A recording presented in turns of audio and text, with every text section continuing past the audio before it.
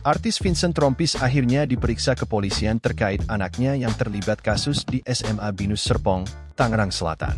Setelah diperiksa pada Kamis, 22 Februari 2024, Vincent Rompis mengungkapkan harapannya mengenai kasus yang tengah viral itu.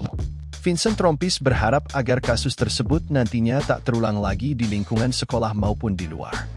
Harapannya sih semoga nggak akan ada lagi peristiwa-peristiwa atau kejadian seperti ini di masa mendatang baik di lingkungan sekolah maupun di lingkungan terdekat, ungkap Vincent Rompis, dikutip dari YouTube Intense Investigasi. Vincent pun mengapresiasi kinerja dari kepolisian atas menangani kasus tersebut. Bahkan Vincent mengakui proses pemeriksaan dirinya juga berjalan dengan lancar. Kinerjanya saya sangat mengapresiasi dari teman-teman kepolisian dan berjalan lancar sih, katanya. Lebih lanjut, Vincent menyebut dirinya saat ini tengah berusaha untuk membuka pintu komunikasi dengan pihak pelapor. Musisi sekaligus komedian itu pun ingin menyelesaikan permasalahan yang menyeret anaknya dengan kekeluargaan. Saya masih berusaha membuka pintu komunikasi dengan pelapor untuk biar masalah ini bisa diselesaikan secara baik-baik, ujarnya. Ya yang penting kekeluargaan, sambungnya.